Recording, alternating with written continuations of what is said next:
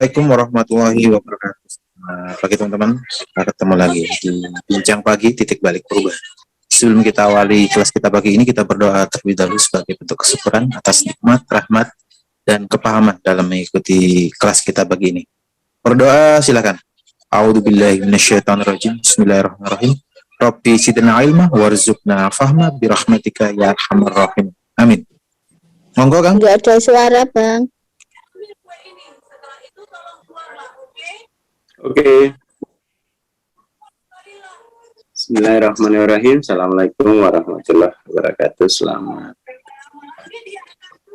Selamat pagi ya. Kita lanjut obrolan rutin kita tiap pagi gitu ya.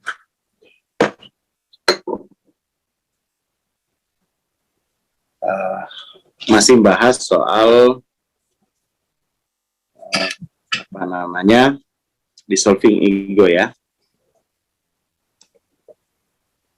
Si bahas soal dissolving ego. Kemarin kita sudah bahas soal identifikasi, yaitu mengenali gitu ya. Menemukan, mengenali.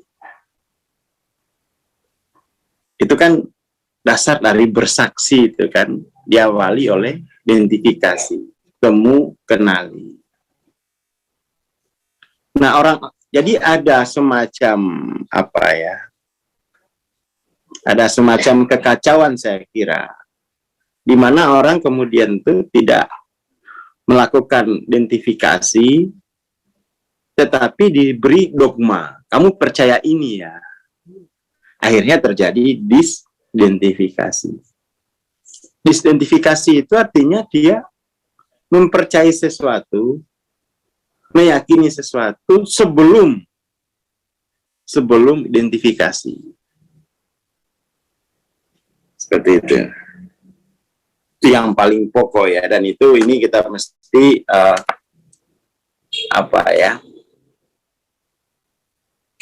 kesalahan ya. Kesalahan identifikasi. Kalau kesalahan identifikasi masih bagus. Kalau itu loh. Kalau kesalahan identifikasi kan misalnya dia salah paling enggak ketemu gitu kan. Temu tapi tidak mengenali kan. Tapi kalau jadi kita tidak perlu identifikasi, kamu percaya aja gitu. Nah, kayak gitu itu sangat-sangat ya membunuh jiwa gitu ya. Dan itu sepertinya keberimanan kita itu pakai metode nggak usah identifikasi, langsung yakin saja. Nah, itu perlu dikoreksi itu ya. Nah, pertanyaannya kan begini, misalnya dalam hal orang beriman.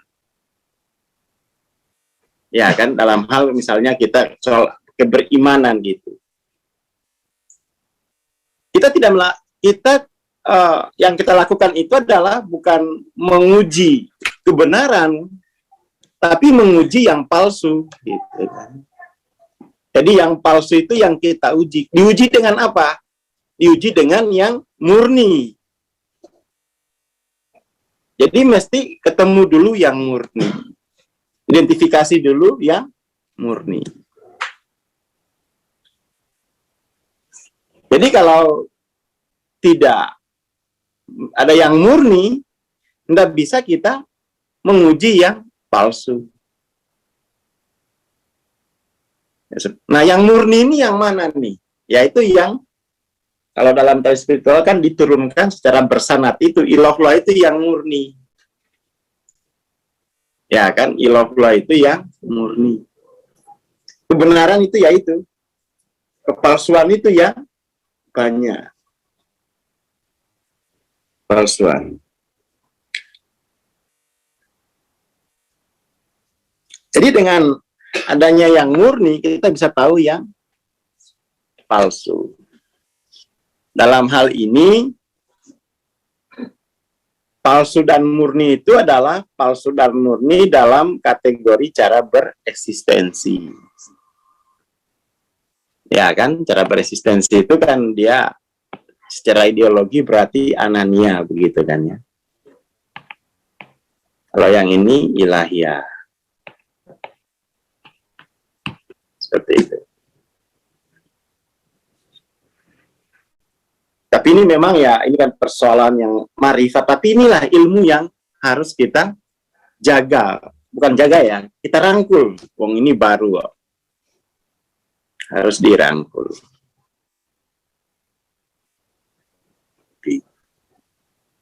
Kemudian ini kita lanjut. Dalam proses pencarian spiritual. Nah, di sini kita perlu perjelas. Pencarian spiritual ini cari apa sebenarnya? Ya pertama-tama mesti kita cari yang murni. Kita mesti ketemu yang murni. Ya kan? Jadi kalau dalam pengalaman saya itu ya mencari ya guru itu. Guru yang punya sanad murni itu kan. Kalau maaf dalam pengertian itu kita mau progresif. Sekarang ini kan kemudian orang itu pencarian spiritual ini apa ya? Saya lihat teman-teman saya gitu. Biasanya mereka menyebut spiritual seeker gitu kan. Persoalannya apa sebenarnya kan? Jadi ada semacam kebimbangan melihat persoalannya. Terus pencarian spiritual itu kan sebenarnya yang pertama itu pencarian yang murni, guru atau ajaran yang murni. Karena dengan itu kita bisa tahu yang palsu. Tapi sekarang ini udah banyak lah teman saya gitu. Ya pencarian spiritual, tapi apa sih yang kamu cari? Ilmu apa? Ya kan?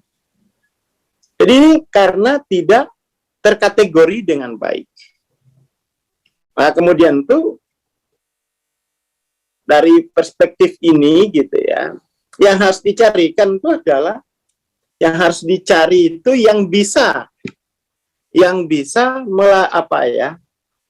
bisa melarutkan cara bereksistensi yang anania itu gitu. Ya kan, dan itu memang kan harus harus jelas gitu loh yang kita mau cari. Pencarian spiritual itu pencarian apa gitu. Ya kan? Kita mau cari apa? Kalau di awal kita nggak jelas mencari apa, paling orang mencari Tuhan gitu. Misalnya, ya gimana merumuskannya itu kan? Wong Tuhan kan maha hadir. Masalahnya kita kan nggak ketemu, nggak bisa mengidentifikasi. Jadi yang kita harus cari itu metode atau yang bisa membantu kita mengidentifikasi yang palsu. Yang bisa mengidentifikasi yang palsu pasti yang murni. Itu kali ya teman-teman yang punya concern untuk pencarian spiritual itu pencarian apa? Kita mencari metode, kita mencari katakan tuh guru yang bisa mengidentifikasi yang palsu.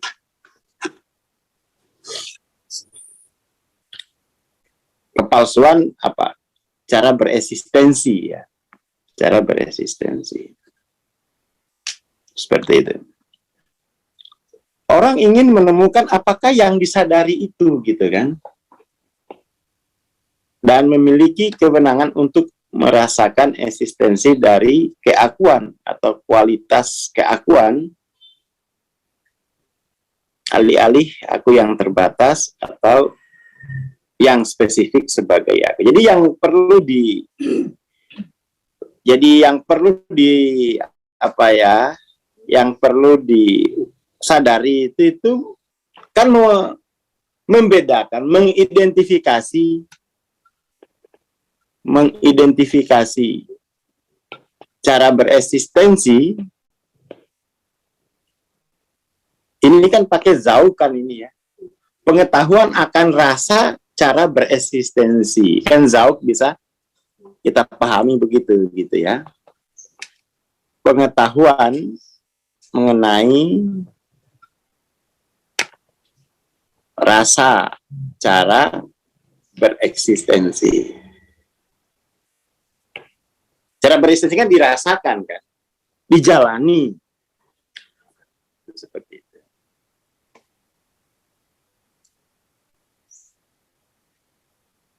Oke ya, jadi yang di ini kualitasnya ya, maksudnya zauknya itu.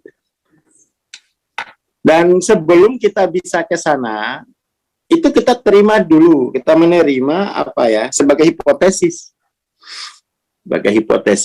tentang bahwa mungkin selama ini aku belum belajar tentang bagaimana mengidentifikasi cara bereksistensi. Seperti itu.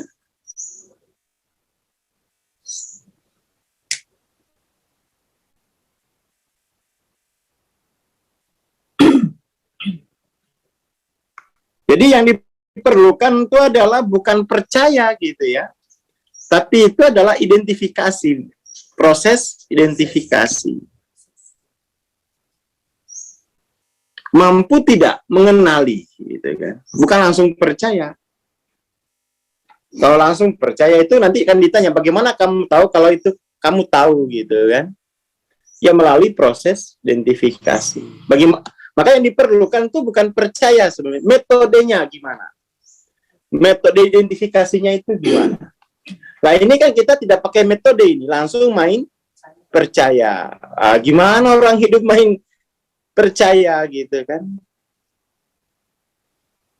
Itu kan tidak menghasilkan, ya, tidak menghasilkan kreativitas, ya kan? Jadi untuk identifikasi itu harus ada metode. Harus ada metode.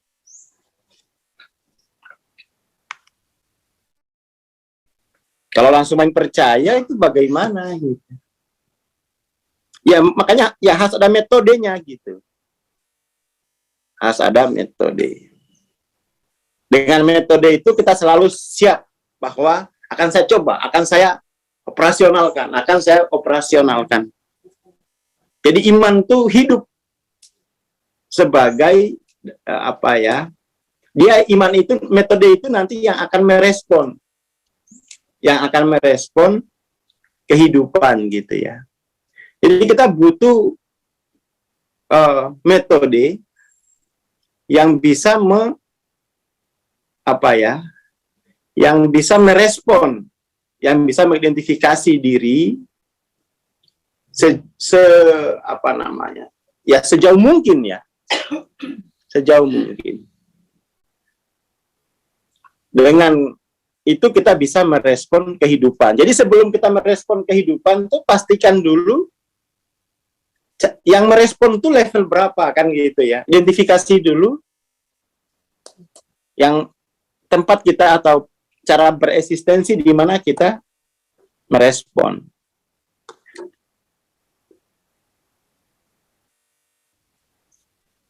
Ini ya membahas lagi ya, semua pendekatan mental terhadap definisi dari kebenaran akhirnya dikonfrontasi oleh pentingnya membuat lompatan paradigma dari abstrak ke pengalaman dan dari anggapan objektif ke subjektif yang radikal. Ya kan, dari abstrak ke pengalaman langsung. Dari yakin ke mengidentifikasi langsung. Perlu membuat lompatan itu. Dari percaya ke pengalaman identifikasi langsung.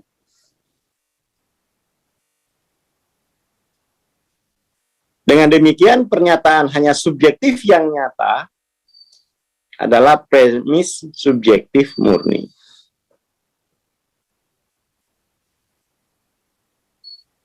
Oleh karena itu, reduksionis mekanistik sebenarnya hidup dalam realitas subjektif intrapsikis. Maksudnya subjektif intrapsikis ini ya, hidup di mental. Hidup pada tataran mental, bukan subjektif yang radikal, ya. Intrapsikis, model mental, proses ya model mental, sama seperti orang lain.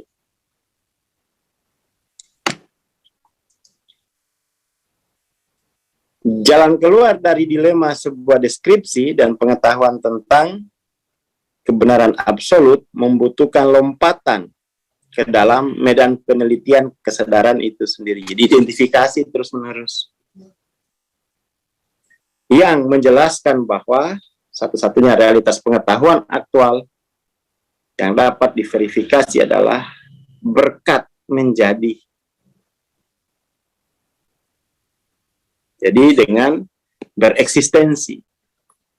Hanya dengan bereksistensi kita bisa mengetahui apa namanya ya, mengetahui nature dari kebereksistensian itu. Dengan begitu kita menjadi apa ya? Tidak bukan pengamat di luar itu kan, bukan pengamat luar. Pengamat luar itu kan ya itu namanya pengetahuan yang sifatnya know about. Karena dia nggak tahu cara bereksistensi di situ, dia nggak tahu nature alaminya di situ. Ya kan, dia orang asing yang tidak bereksistensi. Tapi kok bisa tidak bereksistensi, tapi dia bisa melaporkan? Ya dia caranya dengan dia bikin alat. Dia bikin alat, dia lempar alatnya ke dalam medan kesadaran. Ya. Pertanyaannya adalah apa yang dihasilkan oleh alat itu kan dari level kesadaran dia, karena alat itu dibikin oleh kesadaran dia gitu. Jadi alatnya itu sebenarnya hanya akan cocok, hanya akan menghasilkan apa yang dia sadari gitu. Padahal dalam medan medan kesadaran itu kan luas. Tapi lagi-lagi alatnya hanya mampu menangkap, menerjemahkan sesuai dengan level kesadaran dia. Makanya untuk mengidentifikasi nature kesadaran, dia harus bereksistensi.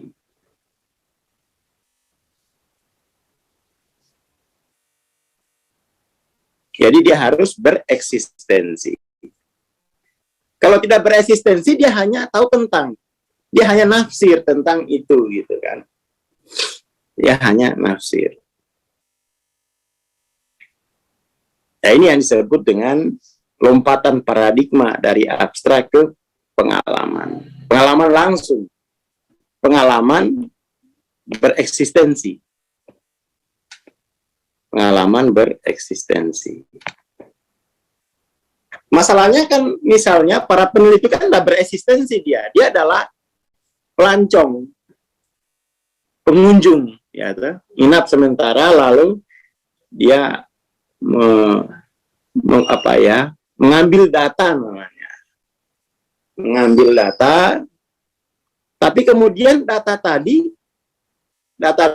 itu ditafsirkan dari cara dia bereksistensi, yang itu bisa berbeda dialaminya dengan orang yang bereksistensi di situ. Ya kan? Jadi berbeda, karena cara bereksistensi itu menentukan makna data itu. Ya kan? Cara bereksistensinya menentukan makna data. Datanya sama, maknanya bisa beda. Maknanya bisa beda.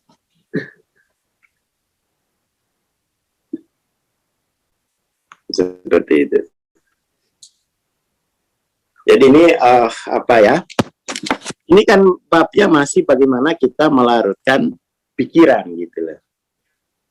Atau bagaimana kita mau melampaui pikiran.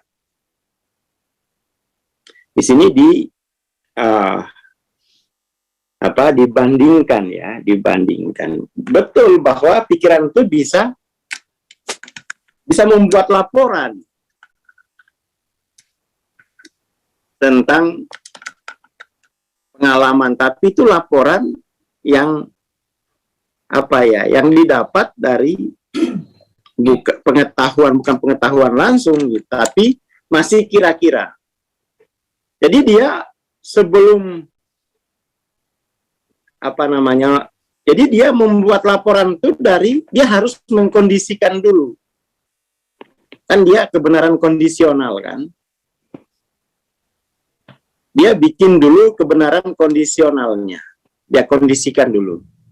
Lalu kebenaran kondisional ini dipakai buat mengukur pengalaman. Akhirnya kan pengalaman itu tidak murni. Dia sudah menyesuaikan parameter kondisionalnya kan. Memang ada yang didapat, tapi itu tidak murni. Karena sudah ada parameter kondisionalnya. Maka untuk melampaui ini kita mesti harus mengubah cara bereksistensi. Jadi kebenaran kondisional itu dia hanya bisa dilampaui dengan ayo bereksistensi kalau berani. Ya kan? Bereksistensi. Dengan bereksistensi, maka kebenaran murni itu terungkap dengan sendirinya. Sebenarnya bukan makin dalam ya. Jadi cara bereksistensi itu sebenarnya apa ya? Jadi setiap cara bereksistensi itu ini soal kemurnian kan sebenarnya ya. Seberapa murni pengalaman itu? Tetap saja ada pengalaman, tapi kemurniannya itu tergantung pada level cara bereksistensinya.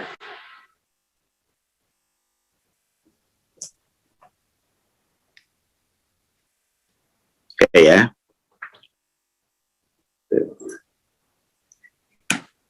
Misalnya ini dicontohkan dengan bagus. Misalnya seorang pengamat dapat mengetahui tentang seekor kucing, tapi hanya seekor kucing yang tahu benar-benar rasanya menjadi kucing berkat kualitas menjadi seekor kucing. Kualitas bereksistensi sebagai seekor kucing. Ya kan? Bagaimana rasanya menjadi kucing, hanya kucing yang tahu. Kita hanya bisa jadi kalau jadi pengetahuannya itu berarti hanya pengetahuan spesifikasi fisik kucing, perilaku kucing kan. Tapi kita tidak bisa masuk ke pengetahuan cara bereksistensi sebagai kucing. Cara bereksistensi sebagai kucing hanya kucing itu sendiri yang tahu. Bereksistensi.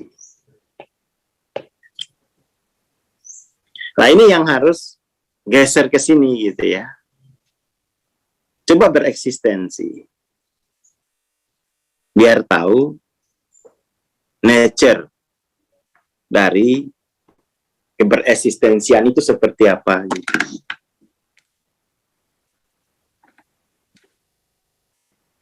Nah, ini sudah masuk ke bab 5 ya. Berarti nanti besok. Jadi ada keterbatasan gitu ya. Ada keterbatasan dari cara bereksistensi di alam akal. Di alam akal. Yaitu dia hanya mengetahui nature itu dari kebenaran kondisional, dari pengalaman sebelumnya. kebenaran kondisional ini kan pengalaman sebelumnya kan.